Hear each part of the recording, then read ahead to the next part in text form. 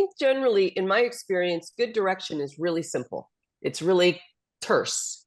It's like slower, faster, louder, softer, or like what you just said about Scorsese saying, be more on your toes like a boxer. Just something really cogent and terse can be more helpful. If somebody's coming up and giving you a long monologue, you're in trouble.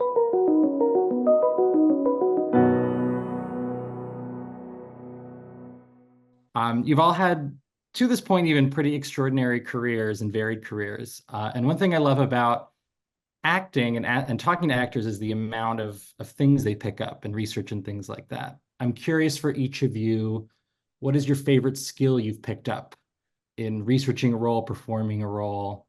Let's start with you, Annette. Oh, why do I have to start? Oh, okay. Sorry, I have a little bit of a cough. Wow, what a good question. And it's like, I learned to swim for this.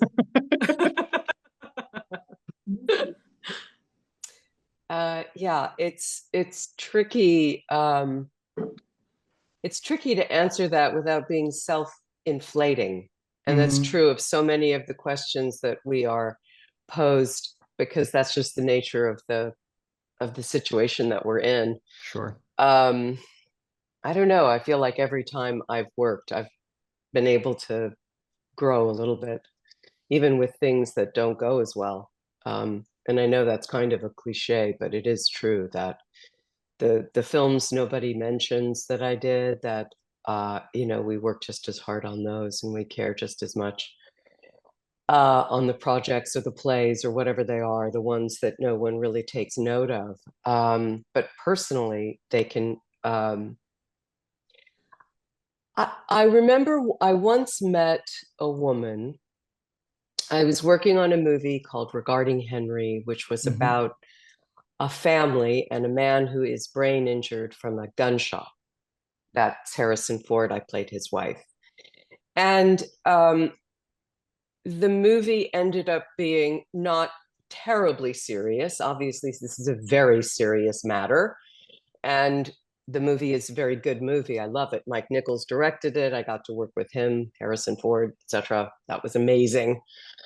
But it was not a deep exploration of this subject, but we happened upon a family who happened to have gone through a very similar situation, but they really went through it. The father was a very high-end lawyer. There were kids, there were adult children, there was the wife. And when we met the family, everybody was there. He had remarried. He had remarried a woman who had lived in their area. So the wife, the real wife, was gone. She wasn't part of the conversation.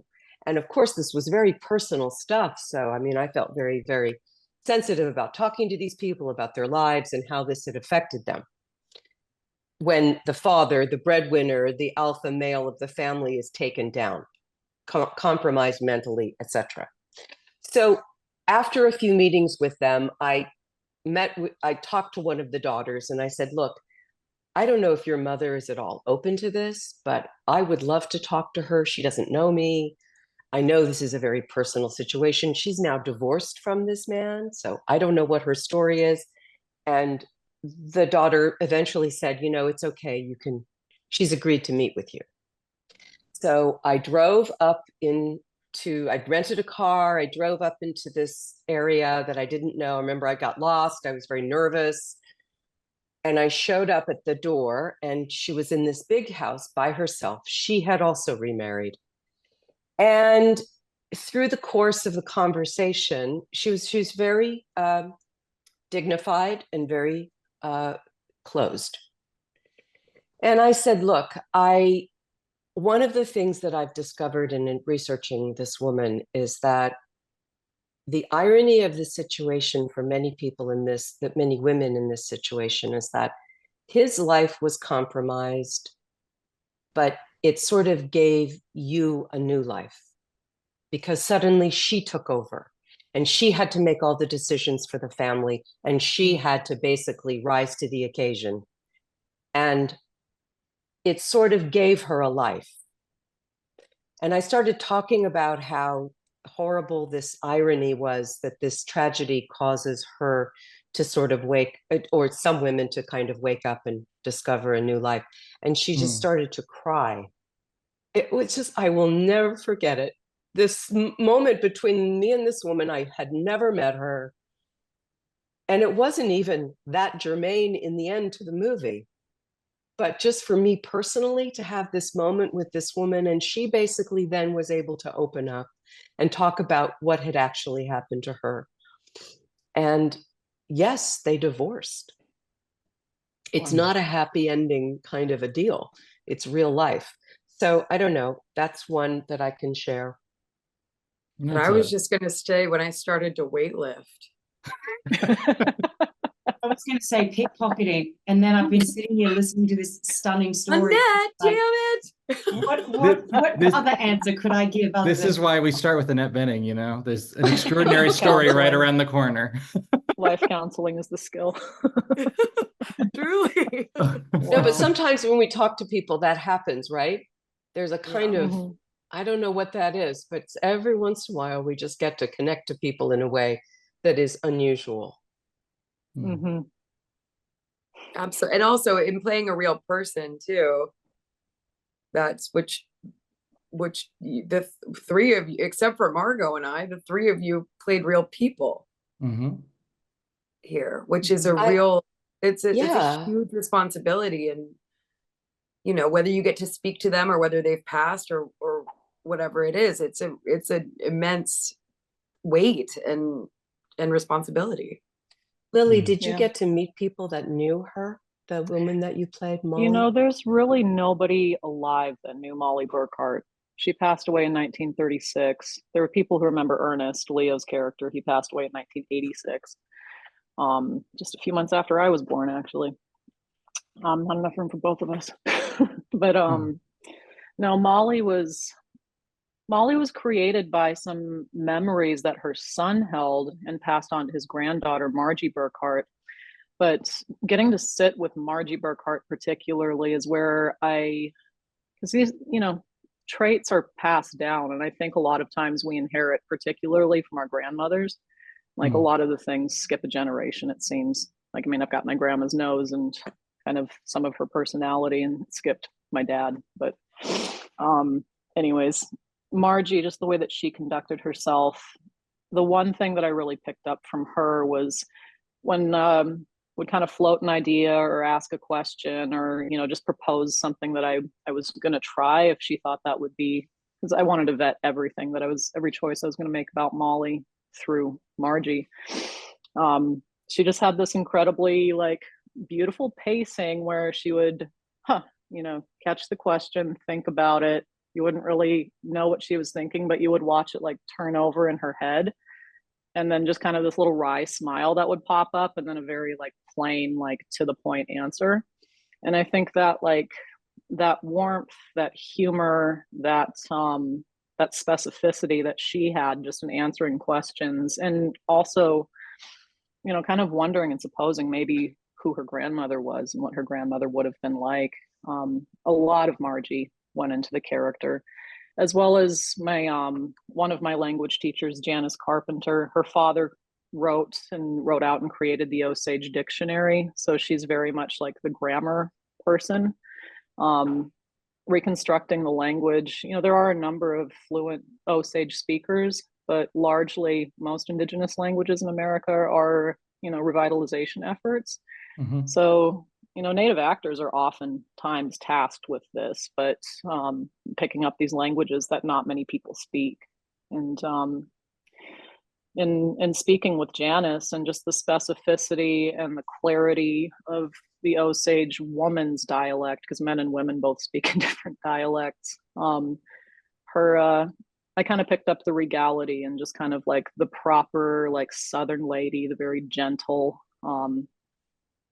So Molly was kind of constructed from an amalgamation of Osage women that remember their grandmothers that may have been from this generation. But as far as Molly goes, the only piece of evidence to her was her son Cowboy remembering that when he would have an earache, she would blow tobacco smoke in his ears, and that she was a really good mother. And that's really kind of the only remnant that we had to build off of. Lily, I wonder if you could speak a little bit about the responsibility you felt playing the principal Osage character in this film, given what, you know, these kinds of stories that you had heard and these kinds of people you were able to meet. How did that inform the way you showed up on set, the way you interacted with your director, Martin Scorsese, and the kinds of conversations you made sure to have over the course of the filming? It was a pretty immense task. As the Osage Reign of Terror, while very specific to what Osage people went through in the 1920s, was kind of a widespread experience in Indian country. So it's carrying an Osage woman, trying not to add, you know, my paradigm as a Blackfeet girl who grew up on my reservation in Montana, you know, Northern Plains, we're Indian country is really diverse. So I didn't want to, was so afraid of giving Molly any sort of Blackfeet intonations or whatever. So it was such a relief. And, you know, I keep saying it just has to be the new precedent when you work in communities like this. There were Osage people from multiple generations represented on set and in every department on set. So whenever I was there were Osage people younger than me, older than me, children, elders, just there was always somebody there that you could ask a question to, because it can be a little bit terrifying the way that Marty works and constructing Molly to be a very full, authentic person with not a whole lot of dialogue in some of these scenes, you know, a lot of beats, a lot of response, but I knew that there would be a necessity to do a lot of improv. And I was going to be too terrified to do that if I didn't feel like there was a community of Osage people surrounding me. Because, you know, there's different intonations, there's different humors, there's different worldviews, there's different senses of gender roles, especially during this time. Yeah, it was a huge task, and I knew that the audience's experience of the Reign of Terror was going to be filtered through what Molly was experiencing. So it was also difficult to, you know, other than being incredibly present and being invested with every person that was on set that was from Indian country, and especially Osage, it was really important to try to showcase all of these different shades of grief and loss, and it was a lot. And, you know, beyond the representation of Osage specifically, because they're the ones who carry this story, and that it's reminiscent of so many Native experiences in North America at the time and ongoing. It was kind of fixing a Native woman in a leading lady role in a film that really felt like it fits in the golden age of cinema. In the golden age of cinema, Natives were relegated to the bloodthirsty savage, to, you know, just these very peripheral antagonistic characters, or simplistic, cartoony, goofy, whatever it is.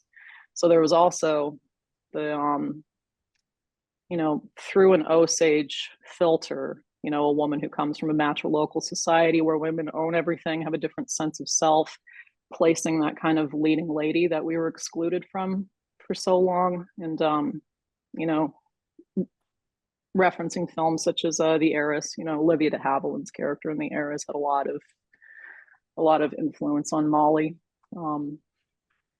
Yeah, it was it was a lot, but it definitely came from collaboration, great commitment, you know, Osage people also being so accepting and embracing of me, and always being there to help me color in areas that I was struggling with.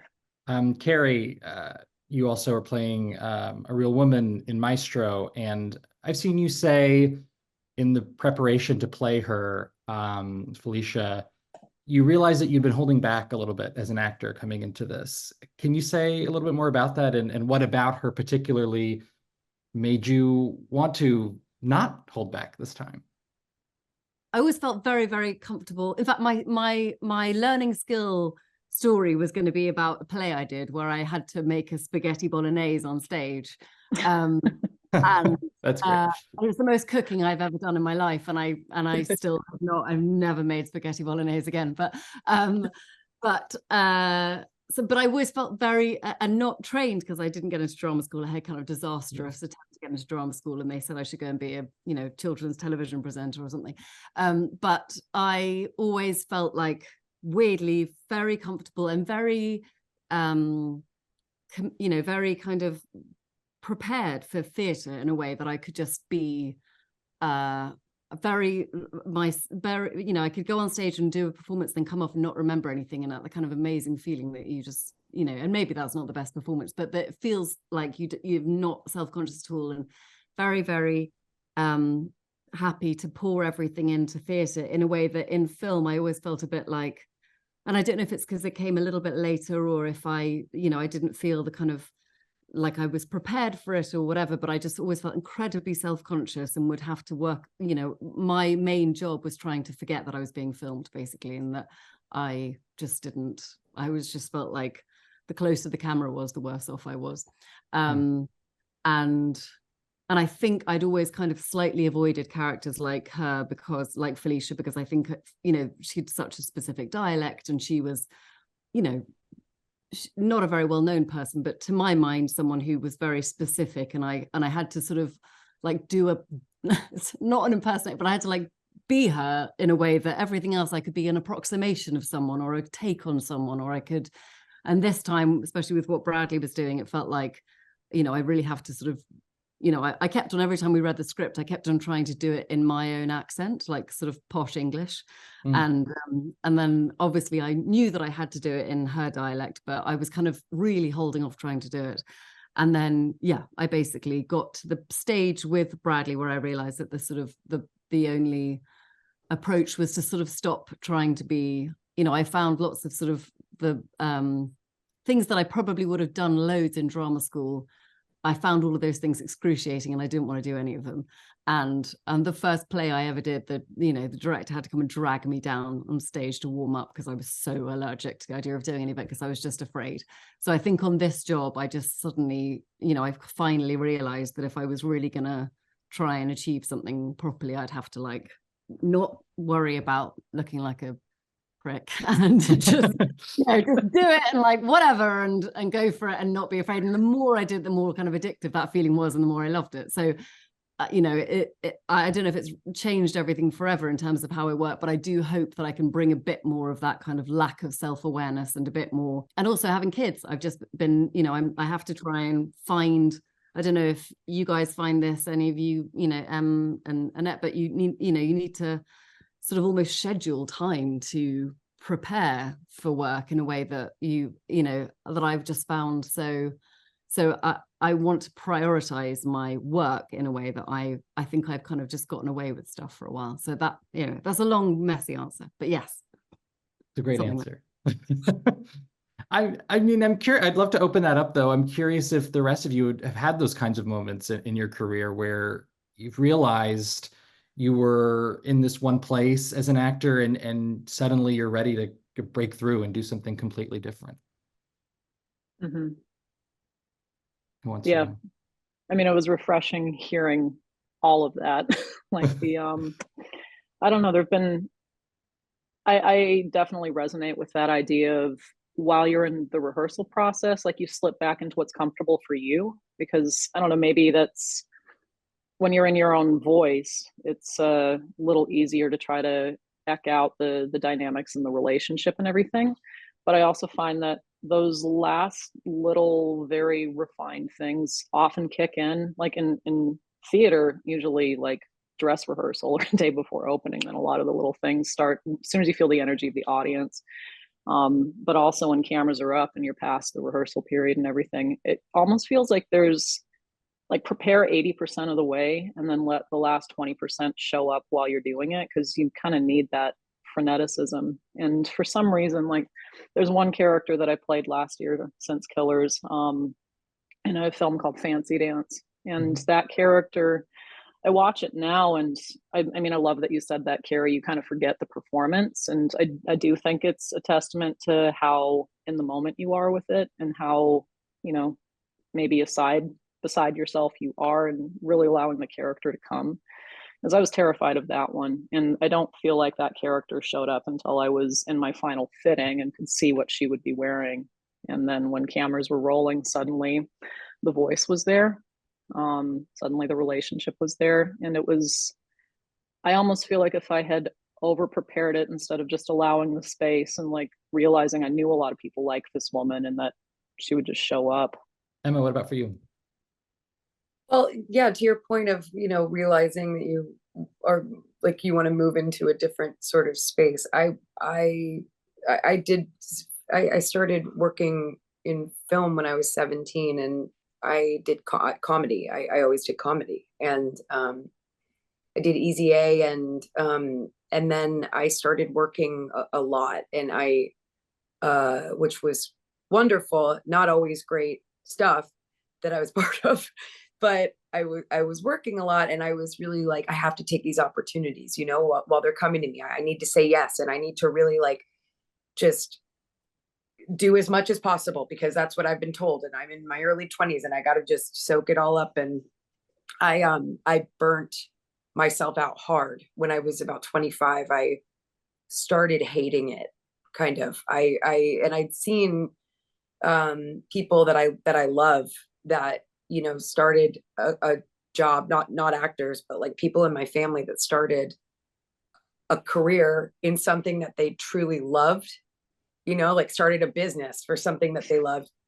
and grew to just hate it, because it became work, and the passion got drained out of it because they just overdid it, and it scared the shit out of me. And then I found out that I could audition to be a replacement in Cabaret, which was my first ever professional theater experience. And I did. And that changed the course of everything, because what you're both speaking about with theater, all of a sudden, you have a director for a little bit, and you get those notes like at the end where they're like, it was 3 minutes too long today, or whatever, like all the stage managers like telling you, you need to speed this up and this needs to change, whatever. But for 100-something performances, you sort of direct yourself, and there's no one to step in and tell you how to change it for the next take and all of that. And it changes every night. Some nights you're numb and you feel like you're in a vortex, and some nights you're super present and you're there, and there's no way to really judge it, because you just need to do it again the next day, the entire story from beginning to end. And I've truly loved every part that I've played since that, because I fell back in love. I realized that this is what I love to do, and that I have some ownership of it. Even though on set you have this huge crew and these collaborators and these people, which is to me the best part of work, is all the people that you meet and the people you get to work with, and the way that you learn from each other and have fun with each other and lift each other up and teach each other things. But I really needed at that point in my life to just feel like I was the only one that could get me through it or could make the changes, and that that really changed a lot for me. I cannot believe that was your first, that you're like, I'm going to do a play. I'm going to do. That was the only professional theater experience I probably will ever have, because it almost killed me. It is so, in my opinion, it is so much harder than film. Theater is. I don't know about that. I just think so much harder. That you're like, I'll just do Cabaret on Broadway. Like, I mean, I'm like a psychopath. Like, let's see. One and done. It's like, well, if they're gonna let me have the chance to replace fucking Michelle Williams, then sure, I'll just get in there and go for it. I mean, but no, it was amazing. I mean, it was really, really, life-changing. Margot, do you have a moment like that you think back on, a kind of turning point for you as an actor? I remember I, Tonya was the first time I thought that I did some good acting. Everything before that I thought was pretty terrible. It was the first time that I watched that back and went, okay, I feel like now I've started doing some good acting. But as far as the thing that kind of Carey was talking about before, about like letting yourself really go, and I've always been really conscious of that too. And I think because I've always been such close friends with the crew members that I work with, that I've always been like, or maybe it's just like an Australian or Britishy thing where you're just like, oh, I don't want to be like actory and have everyone think I'm an idiot. And like, also then I go to the pub with all my friends and then they say all the things that like, oh, this actor's doing this actor like is annoying because of this. And I'm like, well, I don't want to be that person. I was always, yeah, I guess that self-conscious thing about like really embracing what you need to do as an artist, or like, I loved your speech, Carey, at the Palm Springs Film Festival. You were saying like, and you said out loud, like, I am an artist. I feel like I have always been like kind of too embarrassed to say that out loud, and also take up, you don't also need to take up too much space on set in order to be able to do the thing you need to do, but carving out a little space that doesn't infringe on what everyone else is doing, like, why not do that? And I think the first time I really started doing that was probably like quite recently on Babylon. I remember for that character, I needed to do some physical things to get into her every time, and I needed to, like, you know, for previous characters it's like quietly listening to my iPod or whatever if I needed like a sad song or whatever, you know, but like that's very like squirrel away, no one knows I'm doing that. This character was like, I don't know, I needed to do this thing where I'd like beat my chest and then do this like weird tingle thing all over my body right before a take. So yeah, I looked like an idiot, but it was helpful, and it didn't infringe on what anyone else is doing or take up, you know, time. And so I was like, why do you hold back on doing those things? If it's going to get a better take right now, then do them. Yeah, it actually ramps everybody up too. Yeah, yeah. And as long as you're not impacting anyone else's work, then do them. Like, that's so silly to be embarrassed of that. So anyway, so that's not exactly a turning point. That was more just thinking about, you know, the thing that Carey was saying earlier about, you know, but yeah, turning point as far as, yeah, there's been certain forks in the road, I suppose, but it wasn't until maybe the last couple of years where I feel like, oh, now I'm cooking with gas. Annette, I'm curious for your perspective on what Emma was talking about. You've had a really varied career. You've had pretty amazing longevity. How have you managed to keep it interesting for yourself, and how have you navigated those kinds of moments where you're saying to yourself, maybe I need to do something different, or this is getting a little bit stale? Did you have those?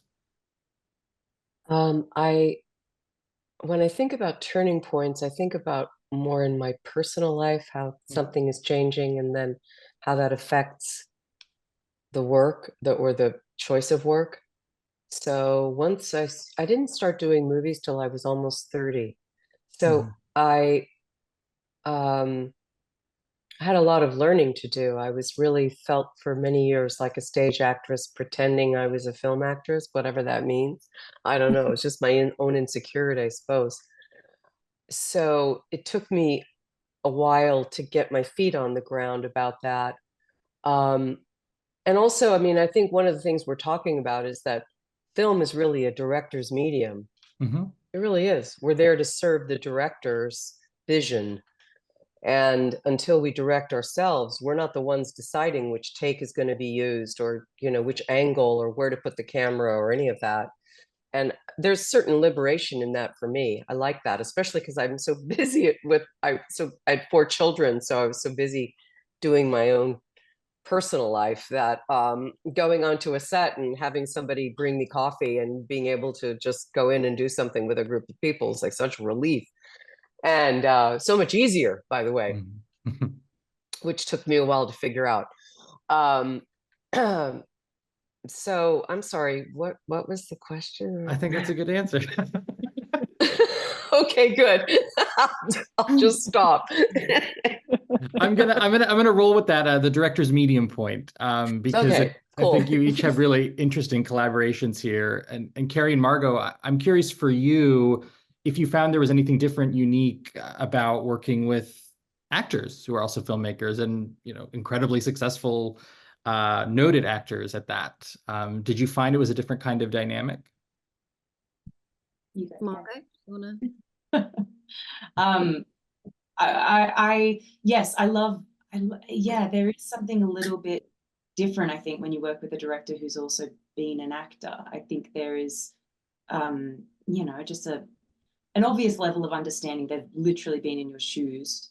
And there's like a bit of a language, I feel like maybe they use where you can tell that they've done what you've done before.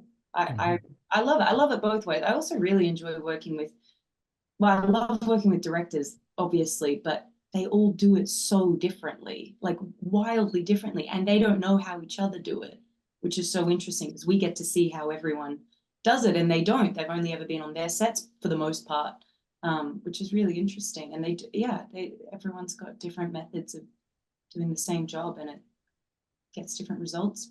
But I don't know. I'm curious to hear your answer, Carey. I was directed by Paul Dano on Wildlife, and he wasn't in it. I found that really, for the first couple of days, like terrifying, because I thought Paul Dano is just like, I think he's just an incredible actor. So I was like, oh, he's just going to think I'm rubbish. And he's just, like he's behind the camera. Therefore, there's this separation. And the Zoe Kazan was watching Rushes back in New York, and that was very scary, even though these are two people that are really good friends of mine. But there was something about him being an actor that made me think of him, like with a lot of directors, you think, well, you can't do this. So my half attempt is not that bad. But with actors who are directors as well, I think it's different. But of course, Paul made me feel, and was brilliant, and the most brilliant director to work with. But with Bradley as playing Leonard Bernstein as well, I think we were both in it. So I felt less it was so kind of one element, like the crew and us and all of it was one. He was directing the crew in his accent whilst being in a scene with me. So if you couldn't see his mouth, sometimes he was talking to the dolly grip, or so it was all very kind of one thing. And I think that made me feel like we were making a whole, which of course we are always, there's no separation between crew and cast in terms of the endeavor, but sometimes it feels like I have felt in the past, like, oh, I don't want to make a fool of myself in front of this or that person. But Bradley, because he was acting and directing, kind of gelled everyone into one thing, and it made it a really kind of, like a whole experience. And I didn't like it when he wasn't acting in the scene with me and he was just directing me. There was only like 2 or 3 times that happened, but I really loved him directing, and often directing me through his own performance as opposed to giving me sort of specific notes. Like I found it, I really liked it. Lily, I've interviewed Martin Scorsese for this film, and one thing I was struck by in his answers were he'd casually mention suggestions you would make to changes of a scene or sort of enhancements in the dialogue with his actors. This is obviously a major opportunity to get to play this role in a Martin Scorsese film. I know you've talked about that a little bit, where you were in your career right before this.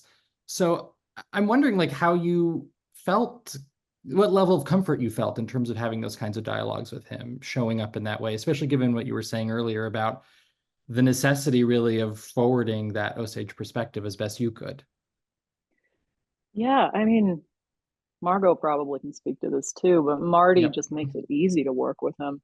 Like, he comes in and, you do your little check-in about what the scene's about to make sure you're on the same page, but then he's pretty much behind the monitor, and like, if it's not working, he cuts very soon to what's not working, or very, very, very quick and to the point. But he wants it to feel like it's bustling. He wants it to feel like it's moving. And he is so not wed to the beats that are in the scene or on the page, especially if they're not working. He loves the moments that you can find improv. So it was really kind of wonderful to have the space. And at that point, I had tried to pick up as much little, sayings off the cuff in Osage as I could. So if I needed to improv and make it in Osage, I could. And as soon as I started doing that, he just kind of started deferring to me on a lot of those little things about Molly. But when it's also a balance when it's a little too much relying on the actor. Like, it was refreshing to also feel like at this point in working together, I had permission to ask him. It's like, was that really a good take, Marty? That felt weird to me. Can you help me solve this?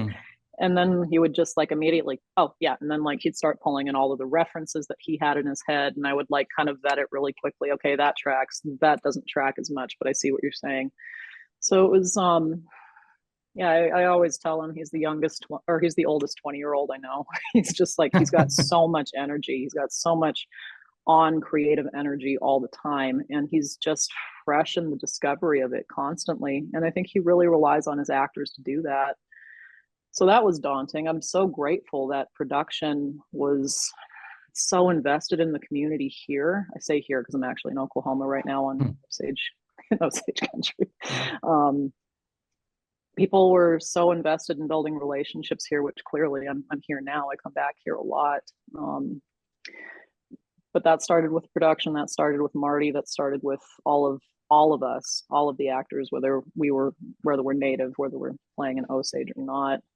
We had ends to the community because Marty is just that collaborative with everybody that's going to have a hand on his film. He's like, he just wants it there. It's like he kind of just expects that when cameras are rolling, the take's going to happen the way he wants to see it. And if it doesn't, you know, he gets in there a little bit, but it does give you a lot of freedom. And it's, you know, it's a big task. It's it can be daunting, but he doesn't make it feel that way. Margot, could you speak to that at all? Especially since I would say when Wolf of Wall Street came out, you were in a kind of similar career moment where there was a kind of a before and after, I think, for a lot of people who were following you. Yeah, that was my first American movie. And it's so fun to hear you talk about your experience, Lily. I feel like, yeah, it was, he kind of directed me maybe differently. It was like maybe he was adopting his process for the vibe he wanted the film to be, or maybe he does that on every film. I've always wondered what he's like on other films. I mean, it changes actor to actor too. Sorry, I didn't mean to interrupt, but it feels like he had a different process with every single person on set. But yeah, I guess, yeah. And he gave me one piece of direction. We shot Wolf of Wall Street for 6 months, and I think he gave me one piece of direction, and it was in a fight scene, and he came out and he said, just be more on your toes.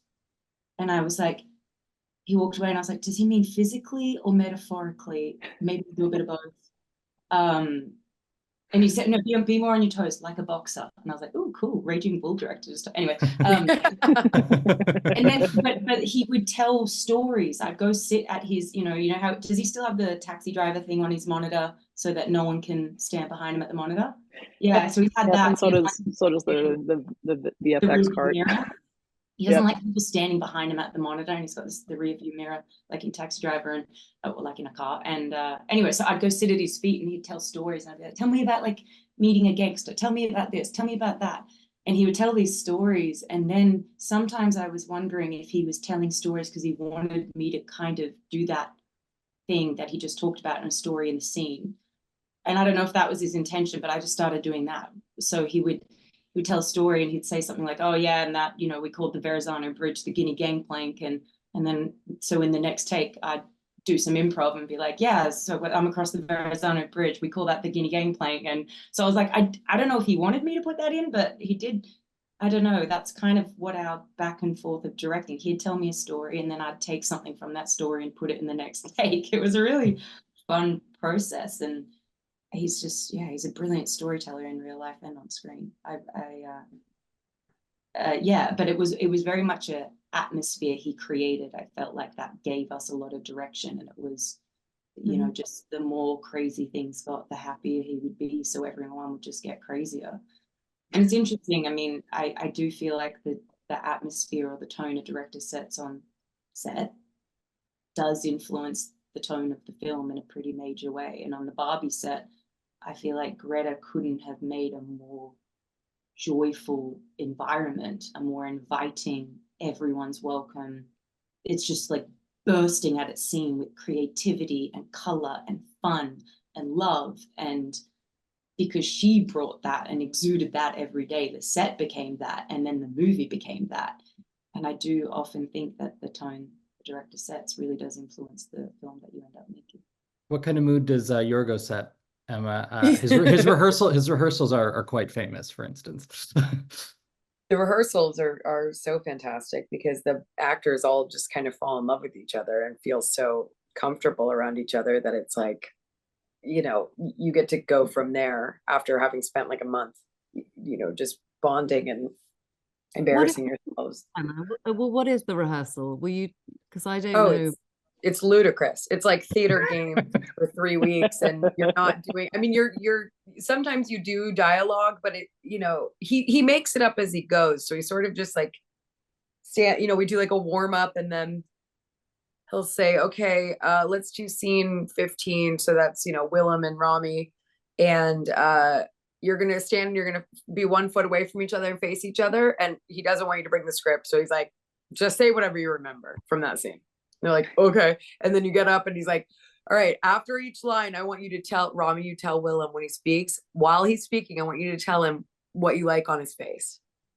And so Willem's like, I know she's gone. And Rami's like, I love your nose. I love your nose. Oh, I love your nose. And then Rami starts saying his line and Willem's like, your ears are unbelievable. They're incredible. You know, while they're it's things like that. I mean, it's like, none of this is going to be useful, so to speak, in the film, but it creates something that you can't really describe once you're actually there together, because you're doing that scene and you kind of remember when that happened, and then you're like, oh, with each other. And then it's like a theater troupe. I mean, it does. It feels like theater. It feels, you know, when you're in a play and you live in like a bubble with each other. All the actors in a play are like, you know, you're like, this is my family. I'm with you all the time. Everyone kind of loves each other in a weird way. And there's like, you know, sometimes fights in theater, but we didn't have those here, thank God. But, you know, there's like, it's an entire world that's built within the confines of it. And that's what I think those rehearsals create. And so once we're on set, the actors are total goofballs and Yorgos is in hell. I mean, just hell. He's just so detail oriented and he's like overloaded and he's like, this is a disaster, like day in and day out. And then you're like, it's okay. And we're goofing around and he's like, I'm glad you guys are having fun. This sucks. Like he's, you know, he has his own relationship to it. And we get to be the sort of like light and loose. And it's a great balance. I mean, it's obviously something we've worked together 4 times. It's obviously an energy I really love. But he's not very verbal. I guess what you guys are describing about Marty with like, you know, he doesn't say much. And, you know, when it's not working, because that's when he'll say, you know, something, but then he'll go, that's enough of that. And that means we're moving on. And that's like a huge compliment. And it's like, great, that's enough of that. It means we're going to the next part. And it's like, we got it. That's huge. And when people are new to working with Yorgos, they're like, God, he's so opaque and he's so like, there's not, you know, like a bunch of compliments coming out all the time. And I'm like, that is a compliment. If he's not saying something's bad, then it's good. You should be so excited. Also, call your parents if you need someone to pat you on the back for this. I love it. I think it's great. Annette, I'm curious for you on Nyad, how you and Jodie Foster found operating on that set, because your directors, Jimmy and Chai, they are Oscar-winning filmmakers, but this was their first narrative feature. This was very new territory for them. So I would imagine, showing up in a slightly different way than on, say, a director's movie who's done this quite a few times. We had a chance to meet quite a few times beforehand. We did rehearse around tables and talked through things a lot. We worked a lot on the script, all of us together. Jodie had a lot of really good script ideas. We had our writer, Julia Fox, with us all the time. She was completely into it. I know that we did a lot of changes actually to the script once we all got together. There was a lot of times I would ask to say less. Generally speaking, that I find myself, that's, if there's anything that I ask, it's, can I say less? Me too. Because, yeah, because sometimes you can get more across with less dialogue. But I've learned that. It took me a while to learn that. I didn't start out that way. I started out like, this is a script, it's written in stone, I have to make it work, or I'm that's my job. And now I think I'm a little bit better, and I certainly do it judiciously and diplomatically, but I can see a little bit better now when there's a writing problem, and that maybe I can say that and just say, hey, can we work on this beat right here? Because I think maybe it's not quite right. So we did have a chance to work together around the table to talk things through and to try to find all the different colors. I think that Jimmy and Chai, one of the things they came in with was they were really relieved to have actors to ask of certain emotional moments, right? Because they're documentarians. And so what I learned is that sometimes as a documentarian, you're sort of sitting on the side, sort of hoping that the figure will like have an emotional moment or say a certain thing. But of course you can't make them because you're making a documentary. So you can't suggest to them, hey, could you just like really break down right here? Because of course that would be wrong. Anyway, but with us, of course, that's our job. We're used to that. People say that to us all the time. So they were kind of relieved, I think, with the idea of that. They said they were sort of intimidated at first, which, you know, Jody and I were like, what? Why would you be intimidated? But they said that they were. Also, at the beginning, too, we were in the water and they had to use bullhorns, right? Those loudspeaker things. So if they were watching in their tent and they wanted to see something different, they couldn't walk up and whisper in our ear. But yeah, we got through it. And they both had very good ideas. They were very different kinds of ideas. They also felt they had to agree, I think. And I kept telling them, you don't have to agree all the time. It's fine. Right. You know, in fact, it's important. I mean, I think somebody else was talking, a certain amount of creative chaos is something you want. You want people to be able to say, you know, this doesn't feel right, or we need to, this isn't quite working right here. Maybe I can't really articulate what it is, or somebody else might be able to articulate it, or whatever. You have to be able to disagree in a creative way without people taking it personally. And there's something very, very important about that. And if everybody's agreeing all the time, I mean, sometimes it works out great, but then sometimes there's a problem, and no one has really been able to figure it out. So I would encourage them to disagree. But I think that was hard for them. They felt that they needed to present a united front when they came and talked to us. But, you know, we worked it out. We got through it. And they had very different ideas. And in some ways, that was very valuable. Yeah, I think it speaks to what Lily was saying earlier about sometimes you want Martin Scorsese to tell you whether a take was good or bad. Yeah, I mean, I think generally, in my experience, good direction is really simple. It's really terse. It's like slower, faster, louder, softer. Or like what you just said about Scorsese saying, you know, be more on your toes like a boxer. Just something really cogent and terse can be more helpful. If somebody's coming up and giving you a long monologue, you're in trouble. There is nothing worse. Have you worked with a director like that before who like really overtalks it? I mean, I can remember a situation in which I think part of it was I was nervous. And I was doing a role that I'd gotten kind of at the last minute. And it was, you know, a big history that I had, the character had. And for a number of different reasons, they didn't offer it to me until the very, very end. So I was only a few weeks away. So then when we started shooting, we were doing a very difficult scene in a car where I'm talking about the past and, all these things that have happened to me. And I think part of my frustration was that I didn't feel right. I didn't feel I was there. And I don't think I was. And so I think he was then also feeling like he wanted to help me, but then didn't really know how to help me. And so, you know, these uncomfortable moments happen. Yeah.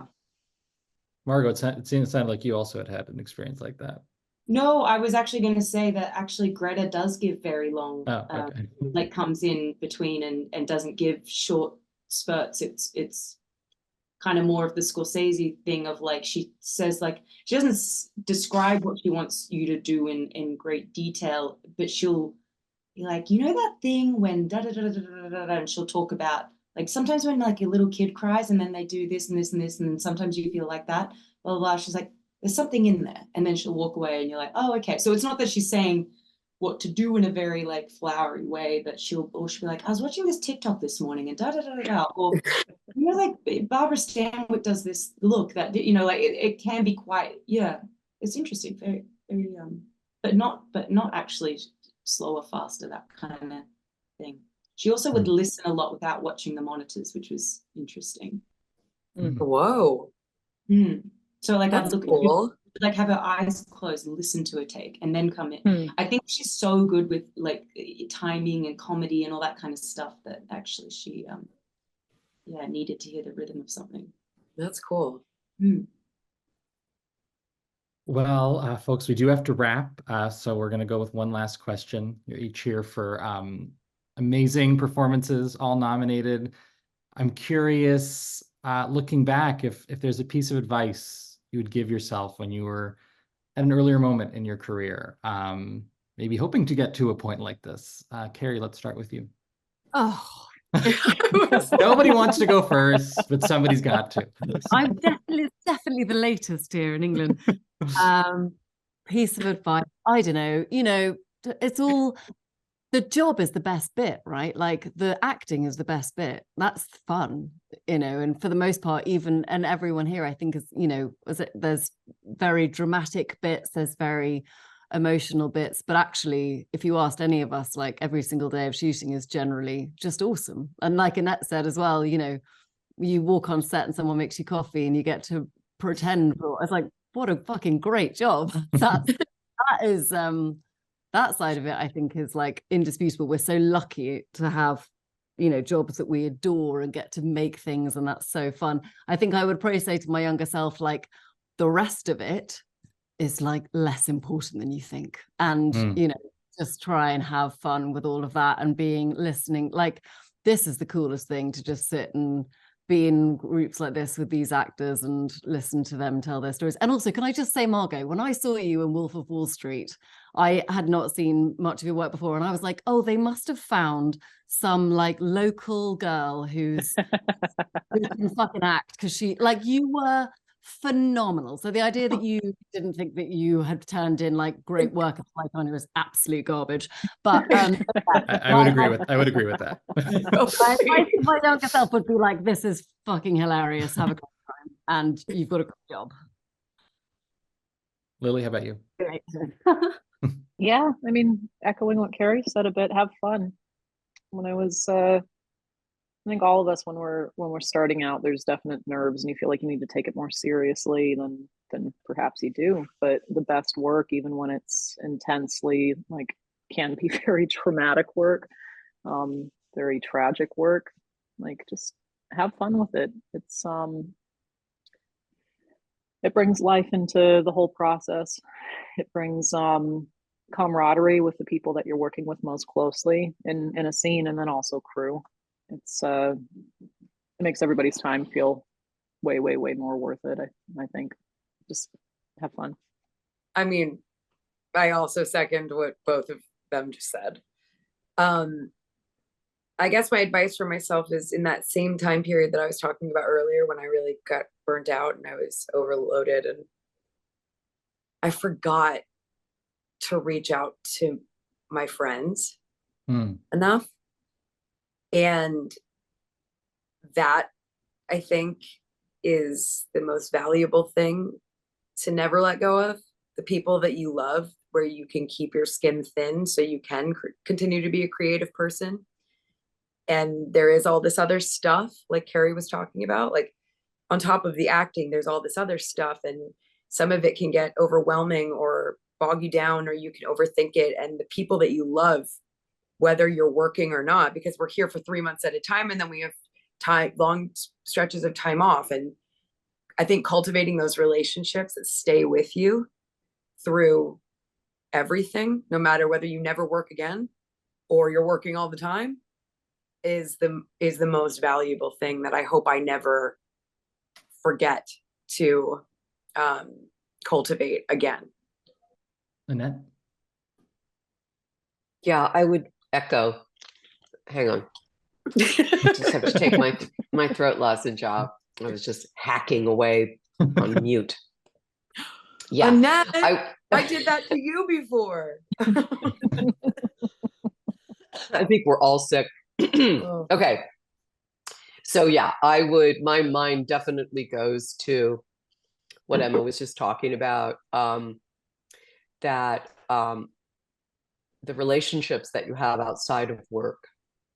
And some of those are with people that you work with too, obviously. But then, just in your own personal life, to cultivate that. Because when you come home at night, I don't care where you've been. I don't care if you've been to the Academy Awards, or you've been to, a dinner with friends, or you've just had a car accident. When you get home, you're the same person, and everybody puts their pants on one leg at a time. And those relationships that you have in your personal life, in whatever way that is, whether you're married or you have a boyfriend or a girlfriend or your kids or somebody else's kids or nephews and nieces and husbands and wives and parents and friends, it's so important to stay connected to other people, because that's how we stay sane. And, you know, the business is it fluctuates. And we also, I don't know, there's a certain kind of fragility, I don't know if that's the best word, that we need to maintain, a kind of openness, a kind of softness. And in the business, especially from my point of view, as it exists now, it's harder and harder to do that because there's so many cameras everywhere. There's so many Q&As, there's so many podcasts, there are so many interesting things to do that we enjoy doing. Certainly I enjoyed this so much, talking to other actresses and learning and growing. But there's a lot of attention on you as a performer. And when I started, there was less technology. So there was less of this. So there was less discussion of yourself. And as valuable as it is, and by the way, I always listen to people who are talking because I always learn something, but there's also a certain danger in it, that we talk too much about what we do, and that we have to be careful of that. I remember I was listening to there's a wonderful music show on public radio in LA every morning called Morning Becomes Eclectic, and they were interviewing a musician. And she said, you know, somebody asked her a question, and she said, you know, that's a question I don't really ask myself. And I just thought that was so smart, that we do want to be able to discuss ourselves and our lives and our work. And that's cool, and that's fine. But that we reserve something that isn't out there for public digestion. And it's only with people that we know and love privately in our own lives that we share certain things with. I guess that would be my letter to myself. That's lovely. Thank you, Annette. Margot, last word to you. I would tell my younger self 3 things. 1, don't blink so much on camera. Just really blink and look at, anyways. Don't worry, they're going to let you do it again. So many years, and even now a little bit, I'm so scared that every job is my last job and I'll never be allowed to do it again.